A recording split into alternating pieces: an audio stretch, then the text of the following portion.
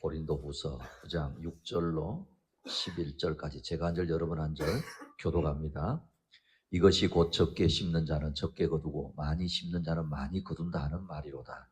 각각 그 마음에 정한 대로 할 것이요 인색함으로나 억지로 하지 말지니 하나님은 즐겨내는 자를 사랑하시느니라. 하나님이 능히 모든 은혜를 너희에게 넘치게 하시나니 이는 너희로 모든 일에 항상 모든 것이 넉넉하여 모든 착한 일을 넘치게 하게 하려 하심이라. 기록된 바 그가 흩어 가난한 자들에게 주었으니 그의 의가 영원토록 있느니라 함과 같으니라. 심는 자에게 씨와 먹을 양식을 주시는 이가 너희 심을 것을 주사 풍성하게 하시고 너희의 의의 열매를 더하게 하시리니. 같이 봅니다.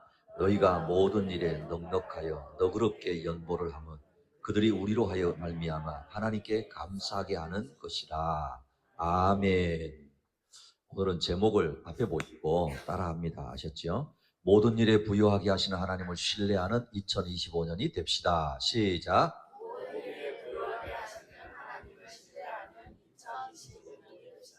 아멘. 이런 2025년 되기를 축복합니다. 2025년도, 2024년도 이렇게 지나가고요. 우리의 환경은 여전히 만만치 않습니다. 그럼에도 불구하고 역사의 주인은 우리 아버지 하나님이십니다. 그러니 여러분, 우리가 말씀 앞에 또 서는 것이죠. 사도 바울은요, 고린도후서 5장 17절에서 그리스도인이 된다는 게 뭔가 하고 선언을 합니다. 예수 믿는다는 게 무슨 의미인가를 선언하는 겁니다. 자, 우리 고린도후서 5장 17절 읽습니다. 시작. 이전 것은 지나갔으니 보라 새 것이 되었도다. 자, 보십시오. 그런즉 누구든지 그리스도 안에 있으면 뭐가 됐다고요? 새로운 피조물. 보세요. 새로운 피조물. 여러분, 이거는 조금 하등한 것에서 조금 좋아진 거다. 조금 불완전한 게 조금 완전해졌다. 그런 의미가 아닙니다. 사람입니다. 삶과 인격 전체가 변했습니다. 할렐루야. 그 사람의 인격과 삶 전체가 변했습니다. 이런 말입니다. 다시 말하면 전혀 새로운 사람으로 새로 창조되었다는 거예요. 할렐루야. 그런 여러분, 내가 예수님을 믿는다, 하나님의 자녀가 되었다라고 하는 의미가 그냥 어제나 오늘이나 거의 비슷하지 그런 의미가 아니다라는 거예요. 그럼 보십시오. 세상의 가치를 쫓아 살던 사람이 하나님 나라의 백성이 되어져서 하나님의 나라의 가치를 추구하게 되었다라는 거예요. 이전까지만 하더라도 내 인생의 주인이 나였는데 내 뜻대로 살려고 했는데 이제는 하나님의 백성이 되었기 때문에 나의 삶의 전 영역에서 하나님을 의식하고 예수 그리스도의 다스림에 내가 복종하려고 한다는 거예요. 할렐루야. 그럼 여러분, 저 사람이 진짜 예수 믿나 안 믿나, 저 사람 진짜 하나님의 백성인가 아닌가 하는 것은 금방 알 수 있어요. 착각하시면 안 돼요. 완전하다는 의미가 아니에요. 그 사람이 모습을 우리가 이렇게 살펴보면 여러분, 이 사람 진짜 예수 믿는 사람인가 아닌가 알 수 있다는 거예요. 왜요? 그 사람의 말과 행동을 보면 되기 때문에. 물론 사람이 변하고 바뀌는데 시간이 걸린다고 그랬잖아요. 그렇죠? 당장의 완전한 변화는 아닐지는 몰라도 적어도 주님을 의식하고 내가 그리스도인이라는 것을 의식하고 주님 닮아가려고 하는 그런 모습들이 그 사람 가운데 있어야 하는 거예요. 할렐루야. 여러분, 물론 그러시잖아요. 내가 2024년도에 이렇게 하려고 했는데 안 됐어. 2025년도 한번 해봐야. 그렇잖아요? 그게 주님의 자녀의 모습이죠. 여러분, 교회가요. 이 교회가 좋은 교회다. 은혜로운 교회다. 어떤 모습이 있어야 될까요? 이런 변화를 사모하는 분들이 많아지는 교회입니다. 할렐루야. 교회 우리가 많이 모였다. 그것도 중요한 거지만 더 중요한 게 뭐냐면 그런 변화에 대한 갈망이 많은 사람들이 모여 있어야 된다라는 거예요. 술에 취하다 못해서 찌들려 살았던 사람이 예수님을 믿고 나서, 그죠? 새로운 모습으로 이렇게 되어져 가는 모습들. 세상에 믿을 건 아무것도 없습니다. 막 이렇게 장담했던 사람이 이제는 그래도 예수님 믿어야 됩니다. 교회 다녀야 됩니다. 이렇게 말하는 것. 그렇잖아요? 소위 말하면 일요일이었는데 이제는 주일이 되어가지고 술자리, 회식자리, 개모임. 나 오늘 바쁩니다. 근데 나중에 보니까 다 거기 가 있어. 주일인데. 근데 이제는 적어도 뭐예요? 교회 가야 됩니다. 예배 드려야 됩니다. 어때요? 변화되고 있습니까? 안 변화되고 있습니까? 변화되고 있잖아요. 그러니까 그 사람이 의식 속에 삶의 태도 중에서 그 모습이 바뀌어 간다라는 거예요. 누군가를 섬기지 않았던 사람인데, 자기밖에 몰랐던 사람인데 그래도 누군가를 챙기고 섬기려고 하는 그런 모습들, 그런 변화의 간증들이 있는 교회가 좋은 교회인 줄로 믿습니다. 더 놀라운 간증은 뭔지 아세요? 오로지 모든 게 돈, 모든 게 머니였는데 실제로 이 사람이 표현을 안 했을지 몰라도 돈이 자기의 왕이었단 말이에요. 인생의 최고 목적이었단 말이에요. 돈 버는 게 최고의 가치였단 말이에요. 근데 그 사람이 어느 날 교회 다니기 시작하더니 헌금을 하기 시작하는 거예요. 변한 겁니까? 안 변한 겁니까? 엄청 변한 겁니다. 사실 여러분, 많은 사람들이 돈의 지배를 받고 삽니다. 그렇죠? 우리 인생의 대부분 여러분 뭘 묵상하죠? 그렇죠. 돈을 묵상합니다. 거의 그렇잖아요. 돈을 묵상합니다. 돈을 어떻게 하면 벌지? 어떻게 해서 내가 많이 모아야 되는 거야? 그렇죠. 여러분, 우리나라 이혼율이 높다고 그랬잖아요. 이혼하는 부부가 뭘로 마지막 싸우는 줄 아세요? 그렇죠. 돈 가지고 싸웁니다. 다행히도 여러분, 성경은요, 돈에 대해서 어떤 가치관을 가져야 되는지 분명히 말씀합니다. 제가 늘 말씀드리잖아요. 예수님의 비유의 절반 이상이 뭐에 대한 비유라고요? 돈에 대한 비유. 진짜입니다. 예수님이 비유를 하는데 여러분, 달란트, 이게 다 뭐예요? 돈이에요. 그러니까 예수님은 천국, 지옥보다 무슨 이야기를 더 많이 하셨느냐? 돈에 대한 이야기를 더 많이 하신 거예요. 왜 그래요? 저와 여러분의 마음이 어디에 가 있는 걸 아시는 거예요? 돈에 가 있는 거. 너무너무 잘 아시기 때문에.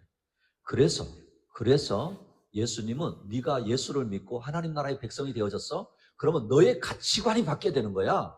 너의 삶의 태도가 바뀌어야 되는 거야. 이걸 우리에게 말씀한다라는 거예요. 그런데 우리는 여전히 돈에 대해서 오해하고 살아가죠. 왜요? 극단적인 건데 어떤 사람은요, 그러니까 돈은 악한 거네? 돈은 나쁜 거네? 여러분, 그렇지 않습니다. 따라합니다. 가치 중립. 어려운 단어죠? 가치 중립이에요. 돈은 가치 중립. 좋은 것도 아니고 나쁜 것도 아닙니다. 그런데 성경은 분명히 이야기합니다. 디모데전서 6장 10절. 여러분 읽습니다. 시작.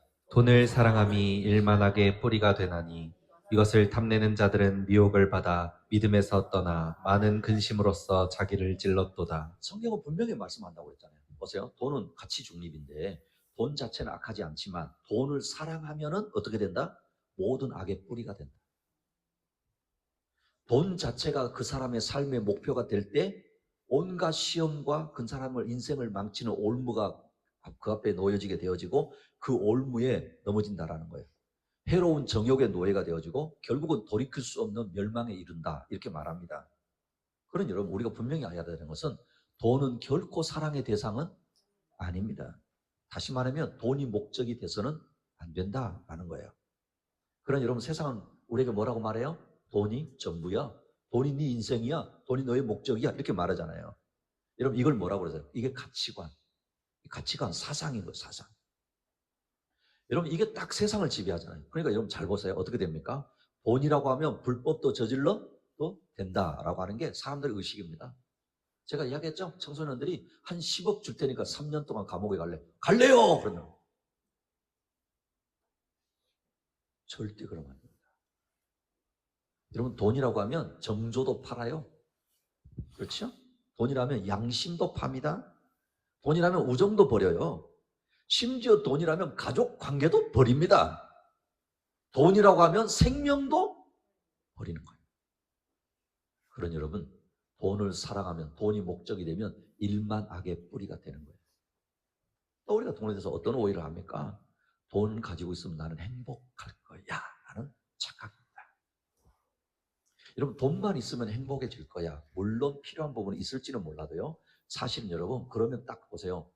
돈만 가지고 있으면 행복하다고 우리 논리를 딱 정립하면 누가 가장 행복하게 살아야 돼요?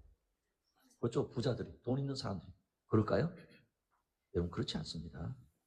이것도 세상이 우리를 속이는 것입니다. 금방 볼 수 있는 거예요. 뉴스로 들려오는 소식들 들어보십시오. 특히 여러분, 가장 귀한 믿음도 돈을 사랑하는 마음이 앞서면 결국 버리게 됩니다. 저는 이런 경우를 많이 봤습니다. 믿음 생활 좀 하는 것처럼, 믿음이 좀 일어나는 것처럼 보였는데 어느 날 떠나버리는 거예요. 그런데 궁극적으로 보니까 뭘 사랑해서요? 돈을 사랑해서 가버리는 것입니다. 만족하기는커녕 도리어 자신을 근심과 고통으로 이렇게 멍들게 한다라고 말합니다. 그런 여러분 보십시오. 내가 신앙생활을 한다, 새로운 삶을 산다라는 모습 중에 가장 중요한 가치관이 바뀌기 시작해야 되는 게 뭐에 대한 가치관일까요? 그렇죠. 돈에 대한 가치관이 바뀌어야 되는 거예요. 여러분, 우리가 하나님 앞에 헌금을 드리잖아요. 그죠? 헌금 생활 하잖아요. 이 헌금에 대한 태도가 바뀌어야 되는 거예요. 쉬울까요? 어려울까요? 쉬운 일 아니에요. 왜 그러냐면 돈에 대한 가치가 바뀌는 것은 변화 중에 변화이기 때문에 그렇습니다. 쉽지가 않다 이 말입니다. 사랑하는 우리 학연교회 식구 여러분, 한번 우리가 새해 첫 주일인데, 아니 목사님이 새해 첫 주일부터 무슨 돈 이야기 하나 이렇게 하잖아요. 예수님의 비유의 절반 이상이 뭐에 대한 이야기라고요? 그랬어. 저는 1년에 한두 번만 이런 이야기하고 안 합니다. 나를 이끌고 가는 게 뭐냐 말이에요. 나로 하여금 웃고 울게 만드는 주인이 누구냐 말이에요. 돈입니까? 믿음입니까? 할렐루야. 저는요, 우리 학연교회 식구들을 위해서 새벽마다 이렇게 기도하잖아요. 여러분이 물질의 복 받기를 기도하거든요. 정말 그렇게 기도합니다. 사실 많이 어렵고 힘든 부분이 있잖아요. 그죠? 아무리 어렵고 힘드지만 그럼에도 불구하고 하나님이 하시면 됩니다. 그렇게 고백을 하면서 늘 기도한단 말이에요. 2025년 새해에도 저와 여러분의 직장, 일터, 기업에 우리 하나님이 함께해 주시기를 소원합니다. 그럼에도 불구하고 돈에 지배받고 돈의 노예가 되고 돈이 나의 인생의 목적이 되지 않기를 축복합니다. 진심으로 축복합니다. 그래서 오늘 다음 주는 제가 돈에 대한 설교를 합니다. 시험에 들지 않기를 축복합니다. 왜요? 아주 중요한 부분이기 때문에 이걸 정립하지 않고 가면 여러분 우리가 올 한 해도 성공할 수 없기 때문에 그렇습니다. 그래서 돈에 대한 크리스천으로서 어떤 자세를 가져야 하는지가 중요하다 이 말입니다. 어떻게 벌어야 하고 어떻게 관리를 하고 어떻게 사용해야 하는지도 중요하기 때문에 그렇습니다. 그래서 오늘 본문을 먼저 보시면 사도 바울이 고린도 교회 성도들을 향하여서 그리스도인들이 하나님 앞에 어떤 마음으로 헌금을 해야 되는지 헌금에 대한 자세를 이야기하거든요. 그는 돈에 대한 태도를 이야기하고 있는 거예요. 그걸 볼 수 있습니다. 왜 그러면 이런 말을 이 고린도 교회에 하게 됐는가 하면은 예루살렘 교회가 여러 해 흉년이 든 거예요. 지금보다 훨씬 더 어렵습니다. 흉년이 들었다는 의미는 어려움을 당하고 있는 고린도 이제 그 예루살렘 교회가. 그래서 바울이 어떤 이야기를 고린도 교회에 하느냐면, 그래서 너희가 조금 살만하지 않느냐. 그래서 너희들이 그 예루살렘 교회를 위해서 헌금을 해가지고 좀 너희들이 도와주면 좋겠다. 이제 그 이야기를 권면하는 거예요. 그러면서 바울이 해주는 이야기가 뭐냐면, 모든 일에 부유하게 하신 하나님이 너희에게 복을 주셔서 모든 일에 넘치도록 풍성한 열매를 맺게 해주시기를 내가 축복한다. 이렇게 말하는 거예요. 그런 여러분 어떤 의미가 있느냐면요, 헌금에 대한 원리, 목적, 방법 그리고 축복에 대해서 가르치고 있다 이 말입니다. 그래서 오늘도 우리 저와 여러분에게 우리가 새해를 이렇게 시작하면서 헌금을 할 때 자세, 우리의 믿음, 정말 하나님이 모든 일에 부유하게 하실 것을 신뢰하고 해야 된다라고 말씀하고 있다는 거예요. 할렐루야. 그래서 오늘은 모든 일에 부유하게 하시는 하나님을 신뢰하는 2025년이 됩시다라는 첫 번째, 따라합니다. 농부가 씨를 뿌리는 것과 같이 해야 합니다. 자, 9절 읽어보세요. 9절 시작. 이것이 곧 적게 심는 자는 적게 거두고 많이 심는 자는 많이 거둔다 하는 말이로다. 우리가 지금은 농경사회가 아니기 때문에 이걸 잘 몰라요. 그러나 조금 생각해보면 알 수 있습니다. 농부가 이제 보통 씨를 뿌리잖아요. 씨를 뿌려야 됩니다. 여러분, 씨를 뿌린다는 의미는 가을에 뭐 하기 위해서 뿌리는 거예요? 그렇죠. 그럼 여러분 잘 생각하면 아주 간단한 거잖아요. 농부가 가을에 풍성하게 수확을 거두려고 하면 씨를 넉넉하게 뿌려야 될까요? 아까워라. 아이고, 이러면서 뿌려야 될까요? 그렇죠, 그렇죠. 그 농부가 씨를 뿌리는데 아까워하면서 뿌리지 않는다 이 말이에요. 왜냐하면 뿌린 것만큼 거둘 것이기 때문이에요. 특별히요, 예수님이 말씀하는 그 유대 지역을 생각해요. 유대인 지역, 그 지역을 보시면 사막 기후예요. 토양이 척박하단 말이에요. 그러니까 씨를 뿌려도 땅에 파묻히기도 하고 나지 않을 수도 있고 새들이 먹어버릴 수도 있고 막 이러단 말이에요. 그죠? 그러니까 뿌리면은 전혀 수확이 없을 수도 있을 수 있다는 거예요. 그러니까 농부는 씨를 뿌릴 때 어떻게 해야 될까요? 넉넉히 뿌려야 될까요? 아이고 아까운데 이러면서 뿌려야 될까요? 넉넉히 뿌려야지만이 거두어지는 환경이라는 거예요. 바울의 권면이 마치 그런 겁니다. 오랜 흉년으로 굶주린 가운데 있는 예루살렘 교회를 위해서 너희들이 고린도 교회가 구제하기 위해서 바친 그 헌금 너희들이 드리는데 아까워하지 말아라, 이 이야기를 하는 거예요. 왜냐하면 뿌린 것만큼 하나님께서 거두게 하실 것이기 때문이다 라고 말씀하고 있다는 거예요. 사랑하는 우리 학연교회 식구 여러분, 농부의 마음이 있기를 축복합니다. 농부의 마음이 우리 가운데 있어야 되는 거예요. 자, 그럼 또 봅시다. 농부가 씨를 뿌리는 게 중요하다고 했잖아요. 많이 뿌리는 것도 중요합니다. 자, 씨를 뿌릴 때 좋은 씨를 뿌려야 될까요? 비실비실하고 아이고 이거 날까? 막 이런 걸 뿌려야 될까요? 그렇죠. 당연한 거죠. 좋은 종자를 심어야 된다는 거예요. 가장 좋은 종자를 골라서 심어야 더 좋은 결실을 얻는다는 것은 당연하기 때문에 그런 겁니다. 그럼 여러분, 우리가 하나님 앞에 물질을 드린다라고 했을 때 우리의 마음 가운데 자세가 이와 같아야 된다는 거예요.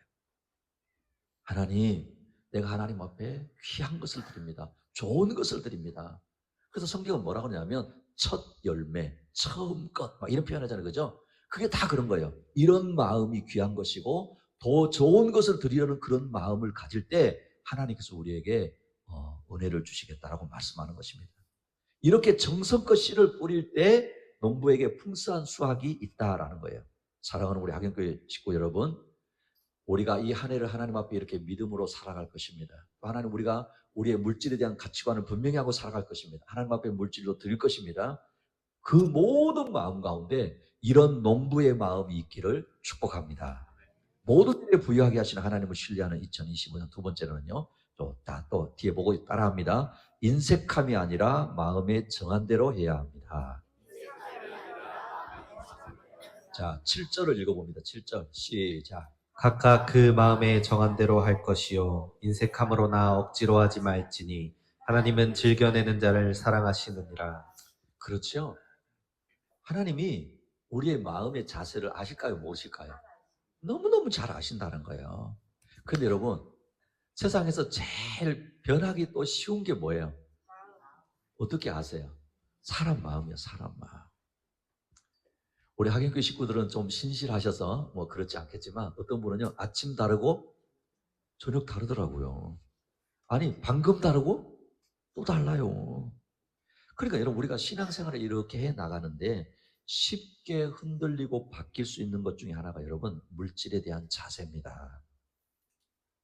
그냥 보통 이래요. 은혜 받으면 모습이 다르죠. 그죠? 은혜 받으면. 또 여러분, 한 해를 시작할 때 마음의 자세가 다르잖아요. 그렇잖아요. 그래서 내가 새해는 하나님 앞에 이렇게 내가 11조 생활해야지. 내가 새해는 하나님 앞에 이렇게 물질을 드려야지. 작정한단 말이에요. 근데 이제 또 살다 보면 환경이 달라지죠. 그럼 또 어떤 마음이 들어요? 아유, 하나님도 아시지 않겠나? 아유, 내가 처지가 이런데. 막 이렇게 바뀌죠. 그렇죠?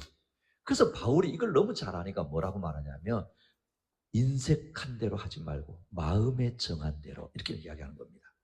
여러분, 마음에 정한 대로 이 뜻이 무슨 말인지 아세요? 따라합니다. 성령이 감동 주실 때 그 마음 붙잡으라는 거예요. 성령이 감동 주셨을 때 그 마음 결심한 걸 바꾸지 말라는 거예요. 그렇게 하라는 거예요. 처음에 정한 대로 이렇게 하라는 거예요. 우리가 앞에 제가 말씀드렸잖아요. 예수님을 주님으로 이렇게 고백하면서부터 우리가 물질로부터 돈으로부터 자유가 쉽지 않다라고 말씀드렸죠. 그래서 여러분 이래요. 내가 손해보는 것 아닌가? 그런 생각이 딱 드는 거예요. 또 어떤 생각 드냐면 이게 당장 나한테 필요한 부분인데 요거 딱 있으면 내가 이렇게 할 수 있는데, 그러니까 어떨까요? 그런 생각이 들어오면 마음이 흔들리기 시작하는 것이죠. 사실 저도요, 어려운 가정에서 태어났거든요. 그래 넉넉하게 살아보지 않은 것 같아요. 아마 우리 아이들, 우리 지금 어린 자녀들의 세대에 비하면 저보고 우리 아이들은요, 검정 고무신 세대라고 야단을 하는데 실제로 그래요. 부모님에게 막 넉넉하게 용돈을 받아보고 그런 기억이 없거든요. 그래서 우리 어렸을 때 15만, 장모님 그래 보셨어요? 15만 주세요. 뭐 이런 그런 거 있잖아요. 그래서 어떤 마음이냐면 경제적으로, 물질적으로 넉넉한 경우는 잘 없어요. 저도 그런 마음이 있거든요. 그래서 저는 대신 제가 하나님 저에게 훈련시켜 준 게 무엇이었느냐 하면 예수님을 딱 믿고 난 다음에 정해진 헌금에 대해서는 우선순위를 두고 타협하지 않는다. 그래 이 헌금을 하나님께 내가 이렇게 드리겠습니다 작정했잖아요.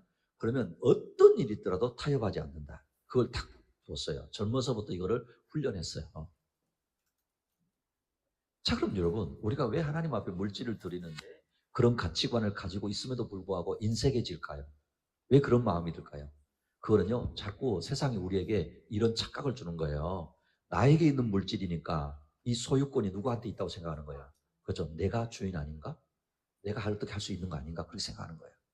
그럼 여러분 보세요. 내 것을 억지로 누군가에게 준다고 생각해 보세요. 그러니까 어때요? 인색할 수밖에 없겠죠? 그렇게 되는 거예요. 그러니 여러분 우리가 항상 기억해야 합니다. 어떤 의미냐면 지금 내가 가지고 있고 지금 내가 누리고 있는 것의 주인이 누구시고 누구로 말미암았는가 하는 걸 항상 기억해야 되는 것입니다.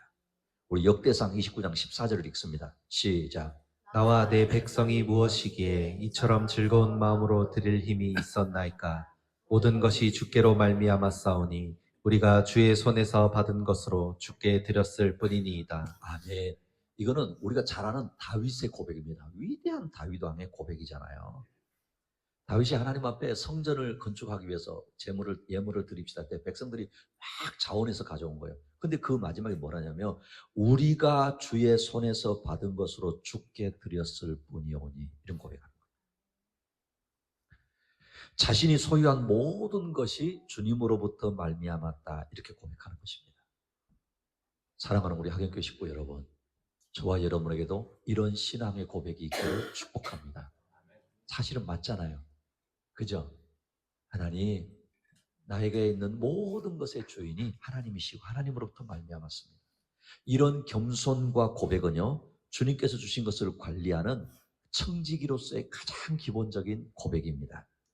우리에게 있는 모든 것은 하나님으로부터 온 것이고 우리에게 맡겨졌을 뿐이다라는 것입니다. 그런 여러분도 어떤 마음일까요? 그것을 사용하는 것도 주님을 위해서 사용해야 하는 것입니다.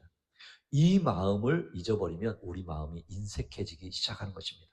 사랑하는 우리 학연교회 식구 여러분, 저와 여러분의 마음 가운데 물질에 대한 헌금 생활에 대한 정한 마음이 있기를 늘 축복합니다. 모든 일에 부유하게 하신 하나님을 신뢰하는 2025년 마지막 세 번째, 자 따라합니다. 모든 은혜를 넘치게 주시는 하나님을 신뢰하는 것입니다. 모든 은혜를 넘치게 주시는 하나님을 신뢰하는 것입니다. 자 8절 여러분, 8절 시작. 하나님이 능히 모든 은혜를 너희에게 넘치게 하시나니 이는 너희로 모든 일에 항상 모든 것이 넉넉하여 모든 착한 일을 넘치게 하려 하심이라. 아멘. 오늘 이 8절의 말씀은 최상급의 단어만 쓰고 있습니다. 최상급. 모든 그렇죠. 이 표현하죠. 이 말은 바울은 하나님이 우리에게 어떤 하나님이신지를 말씀하고 있다는 거예요. 자, 여러분 오늘 첫 주 예배 드리잖아요. 하나님이 저와 여러분에게 어떤 하나님이세요? 나에게 하나님 어떤 하나님이세요? 한번 생각해 보세요. 바울은 뭐라고 표현하냐면 모든 은혜를 넘치게 주시는 분이십니다. 이렇게 고백하고 있다는 거예요. 자, 다시 보세요. 우리에게 하나님 은혜를 주시는데 마지못해 억지로 막 힘겹게 그렇게 주시는 분이 아니시다라는 거예요. 능히 주신다. 이 말이 무슨 말인지 아세요? 거뜬하게 능수능란하게 어떤 일을 처리할 때 그런 모습을 지금 말씀하고 있다라는 거예요. 실제로 여러분 우리가 성경을 이렇게 통해서 보면 하나님이 어떤 하나님이신지를 우리에게 늘 말씀하잖아요. 하나님이 어떤 하나님이셨습니까? 우리 하나님은 말씀으로 천지 만물을 창조하신 창조주이셨습니다. 그러니 지금도 저와 여러분의 삶에 하나님이 말씀하시면 되는 줄로 믿습니다. 이스라엘 백성들은 40년의 광야의 생활을 지날 때도 여러분 생각해 보십시오. 신명기 8장 4절에 보시면 이 40년 동안에 내 의복이 헤어지지 아니하고 내 발이 부르트지 아니했다. 이런 고백을 하고 있거든요. 40년의 광야 생활입니다. 정착하지 않았어요. 그렇죠? 늘 이동해야 됩니다. 그러니까 이들이 어디서 무엇을 열매를 가지고 아니면 무엇을 가지고 만들고 하겠습니까? 그렇게 할 수가 없었습니다. 그런데 하나님이 그들의 의식주를 책임져 주셨다라는 거예요. 그러니 여러분 2025년도도 광야와 같은 세상일지 모르겠습니다. 그럼에도 불구하고 모든 것에 넘치도록 은혜를 베풀어 주시는 하나님이 저와 여러분의 삶에 의식주를 책임져 주실 줄로 믿습니다. 그걸 우리가 보는 거예요. 그래 여러분 모든 은혜라고 하는 이 말은 육적인 것, 영적인 걸 다 포함하는 거예요. 오늘 본문에는 바울은 지금 뭐에 대한 이야기를 한다고 그랬죠? 헌금에 대한 이야기를 하고 있잖아요. 그러니까 물질적인 은혜를 염두에 두고 말씀하고 있다라는 것입니다. 하나님이 우리의 모든 필요를 채워주실 뿐만 아니라 넘치도록 넉넉하게 주시는 하나님이시다라는 거예요. 자, 그러면 그런 은혜를 우리가 사모하잖아요. 그러면 하나님께서 우리의 마음 가운데 어떤 마음을 또 주신 줄 아십니까? 자, 누가복음 6장 38절입니다. 시작. 주라 그리하면 너희에게 줄 것이니 곧 후이 되어 누르고 흔들어 넘치도록 하여 너희에게 안겨주리라.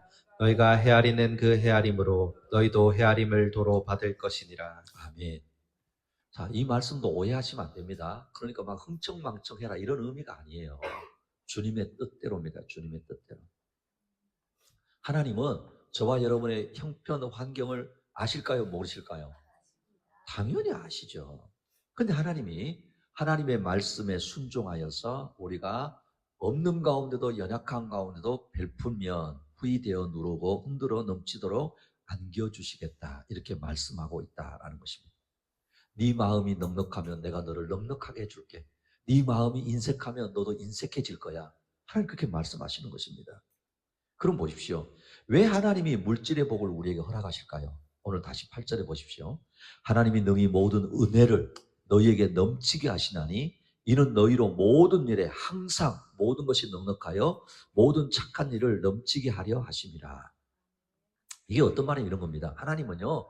당신의 백성들의 삶이 항상 모든 것이 넉넉하기를 원하십니다. 여러분, 그러니까 우리가 기본적으로 그런 거예요.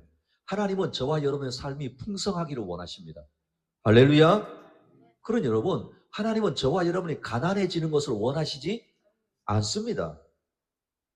그러니까 적어도 그리스도인이라고 한다면 하나님의 가치관을 따른다고 한다면 이분법적인 생각 버려야 됩니다. 무슨 말이냐면 특별한 훈련, 특별한 교육, 특별한 연단의 목적으로 하나님이 우리를 물질로 시험을 할 수는 있어요. 그러나 가난 자체가 하나님의 목적이 아닙니다. 할렐루야. 그런 여러분, 가난한 삶은 지나가야 되는 거예요. 가난이 저와 여러분의 일평생에 둥지를 틀고 우리 안에 있어서는 안 되는 거예요. 그걸 우리가 봐야 되는 것입니다. 그럼 여러분, 왜 하나님은 우리에게 우리의 삶이 풍성하기를 원하고 넉넉하기를 원하십니까? 모든 착한 일을 넘치게 하게 하려고. 할렐루야. 여기 모든 착한 일이라고 그랬어요. 이게 무슨 말이냐면 하나님이 기뻐하시는 일에 사용하라는 거예요. 이거 뭐 있을 수는 없겠지만 혹시라도 여러분 가운데 하나님이 내가 너한테 이렇게 큰 복을 줄게. 만약에 그렇다고 생각해 보세요. 그럼 여러분 항상 답할 준비가 되어 있어야 돼요. 무슨 말이냐면 하나님 나에게 이렇게 주시면 내가 하나님 이렇게 선한 일을 위해서 쓰겠습니다라고 하는 그 비전이 있어야 되는 거예요. 그래서 보통은요 많은 사람들이 달라고는 하는데 어떻게 쓸지를 몰라요. 그래서 하나님이 답을 안 주세요. 그래 보십시오. 하나님께서 물질을 주시는 것은 우리의 삶의 필요를 채워주시는 것 당연하지만 한 걸음 더 나아가서 하나님이 기뻐하시는 일에 사용하라라는 것입니다. 그런 여러분, 실제로요, 이제 우리가 이렇게 보면은 우리 주변에 많은 사람들이 부자들이 많잖아요. 부자들이 많은데요. 한번 잘 보세요. 제가 이제 안타까운 건 방송이나 이런 거요. 너무 좋아하지 마세요. 우리나라 방송은 1%, 0.1%자들만 막 띄워요. 그래, 안 그래요? 연예인들 나와가지고 막 화려하게 살지요? 얘들아, 하나도 부러워하지 말아라. 0.1%에 0.1%. 그럼 여러분, 사실은 저는 안타까운 게 뭔지 아세요? 그들이 어떤 삶을 사는지를 보여주면 좋겠어요. 그 돈을 벌어서 어떤 삶을 살고 있는지. 안타깝지 않아요? 그러나 하나님은 너 혼자, 너희 가정만 잘 살라고 주시지 않습니다. 나갑니다. 주님의 나라를 위해. 주님의 나라를. 여러분, 이건 너무 거창하게 생각하지 마십시오. 주님의 나라라고 하는 의미가. 우리가 선교사를 품고 하는 것, 그죠? 지금도 저희 카톡에는 세계 열방에 나가 있는 선교사님들의 기도 요청이 와 있습니다. 저 우간다로부터 시작해가지고. 어려운 이웃들이 있고요. 배고픈 이웃들도 있습니다. 그거 우리 봐야죠. 오늘 보십시오. 9절, 10절, 제가 늘 여러 번 한 절. 기록된 바 그가 흩어 가난한 자들에게 주었으니 그의 의가 영원토록 있느니라 함과 같으니라. 심는 자에게 씨와 먹을 양식을 주시는 이가 너희 심을 것을 주사 풍성하게 하시고 너희 의의 열매를 더하게 하시리니. 결국은 보십시오. 흩어 가난한 자에게 주어 그의 의가 영원토록 있게 하시려고 우리에게 씨와 먹을 양식을 주셔서 열매를 가득하게 해주신다는 거예요. 사랑하는 우리 학연교회 식구 여러분, 물질의 은혜가 있기를 축복합니다. 여러분의 직장과 생업과 기업의 복을 받으시길 축복합니다. 열매가 풍성하시기를 축복합니다. 열매가 있어야 될 거 아니에요. 잠언 11장 24절 25 제가 늘 여러 번 한 점. 흩어 구제하여도 더욱 부하게 되는 일이 있나니 과도히 아껴도 가난하게 될 뿐이니라. 구제를 좋아하는 자는 풍족하여질 것이요 남을 윤택하게 하는 자는 자기도 윤택하여지리라. 참 돈의 속성이 이상합니다. 남에게요 나누어 주는데 더 잘 사는 사람이 있고요. 아끼고 또 아끼는데 더 가난해지는 사람이 있더라는 거예요. 여러분 그래요 안 그래요? 여러분 주변에 그런 사람 없나요? 잘 보세요. 막 나눠주고 이런 사람 더 잘 되는 사람이 있고요. 막 아끼고 하는데 더 안 되는 사람이 있더라니까요. 왜 그런지 아십니까? 아무리 재물이 아까워 꼭 쥐고 있어도 가난하게 될 수도 있고요. 아무리 퍼주고 나누어줘도 점점 더 부하게 되는 사람이 있다는 거예요. 여러분 하나님이 하시는 거예요. 저는 우리 학연교회 식구들의 삶에 주고도 나눠주고도 점점 더 부해주는 이런 애가 있기를 축복합니다. 말씀을 맺겠습니다. 우리의 모든 필요를 아시고 채우시는 하나님, 새해에도 저와 여러분의 삶이 물질적으로도 풍요로우시기를 원하십니다. 또한 우리의 모든 것을 공급해 주실 것입니다. 그리스도인으로서 돈에 대해서 내가 어떤 태도를 가지고 있는지가 아주 중요합니다. 왜냐하면 세상의 최고의 가치가 돈이기 때문입니다. 그러나 저와 여러분은 하나님 앞에 말씀을 붙들고 사는 것이, 믿음을 이루어가는 것이 최고의 가치요, 이 땅에서 하나님의 살아계심을 경험하고 사는 믿음이 최고의 가치가 되어줄 줄로 믿습니다. 하나님은 새해에도 저와 여러분의 삶이 모든 일에 부여하기를 원하십니다. 특히 물질을 드리는 일, 하나님 앞에 우리가 헌금생활하는 것도 하나님을 경험하며 살기를 원하십니다. 그러기 위해서 농부가 풍성한 수확을 기대하며 씨를 뿌리는 것처럼, 가장 좋은 종자를 심는 것처럼 가장 귀한 것을 주님 앞에 드렸으면 좋겠습니다. 절대 인색함으로 드려서는 안 됩니다. 왜냐하면 내가 주인이 아니라 모든 것의 주님, 모든 것의 주인이 주님으로부터이기 때문에 그렇죠. 우리가 이렇게 자원하여 기쁨으로 헌금을 드릴 수 있는 것은요, 모든 은혜를 넘치게 주시는 하나님을 신뢰하기 때문에 그렇습니다. 2025년도 우리의 직장과 일터, 기업을 통해 하나님은 우리의 필요를 채워주실 것 믿으십시다. 감사함으로 하나님 앞에 귀한 물질을 드림으로 우리의 신앙을 고백하십시다.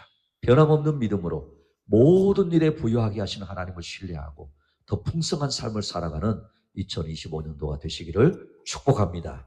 우리 같이 한번 이 시간에